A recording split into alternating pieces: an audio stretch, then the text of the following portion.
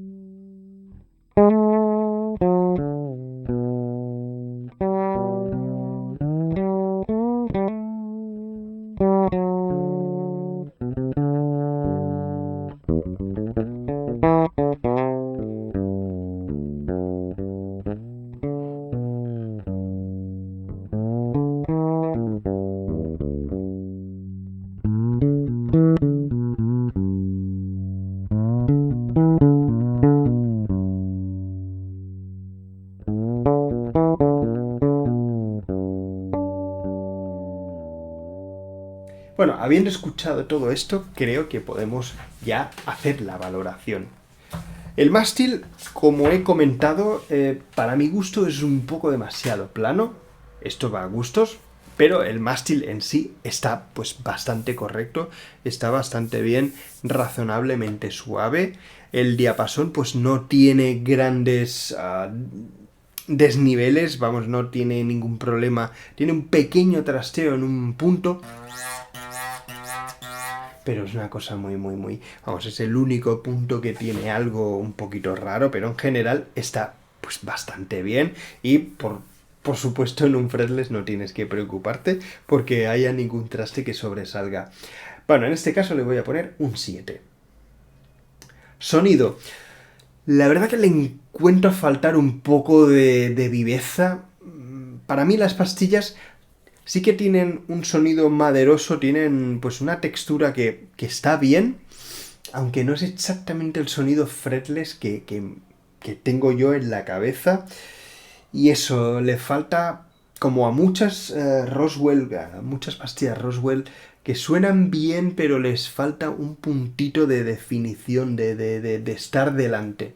Y estas, pues yo creo que en un conjunto, todavía no lo he probado en banda, pero creo que le va a faltar pues ese puntito de claridad. Así que bueno, yo creo que de sonido le voy a poner un 6.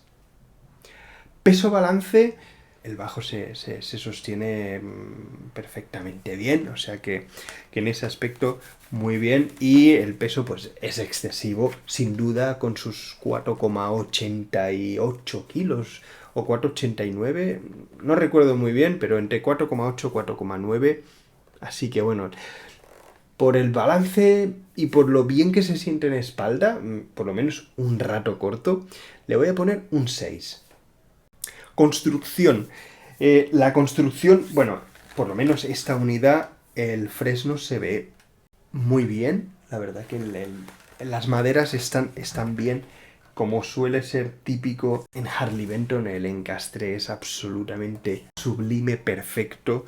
Así que bueno, más quisiera muchos Fender. Le voy a poner en cuanto a construcción un 9. Calidad-precio. Fretless por menos de 200 euros. Este, si no me equivoco, está en los 169 o 179. Yo creo que es, si quieres iniciarte en el mundo fretless y tampoco lo vas a utilizar para conciertos, yo creo que es perfectamente recomendable. No sé si hay otras opciones, bueno, hay otras marcas parecidas, J&D por ejemplo, pero ya si quieres un Squier equivalente, pues te tienes que ir pues a más del doble, el doble o un poquito más. Así que en ese aspecto le voy a dar un 9. Ahí lo tienes. Un bajo pues que no tiene tan buena nota, pues un poco penalizado por el sonido que no me acaba de convencer y sobre todo por el peso. Pero por lo demás, creo que es un instrumento más que recomendable. No sé si lo has probado. Si lo tienes, déjalo en tus comentarios. Si tienes cualquier pregunta, pues como siempre la respondo con mucho gusto. Gracias a todos los que estáis haciendo pequeñas donaciones. Ojalá sigáis haciéndolo para ayudar al canal, para animarme a seguir pues haciendo análisis, etcétera. Comprar instrumentos también, ¿no? Que constantemente estoy pues buscando a ver qué puedo encontrar para poder analizar. Así que bueno, muchísimas gracias a todos los que hacéis donaciones. Simplemente gracias por estar ahí, por estar suscrito. Si no lo estás, te animo a que lo hagas. Y nada más. Muchísimas gracias por tu tiempo, por vuestro tiempo y nos vemos muy pronto.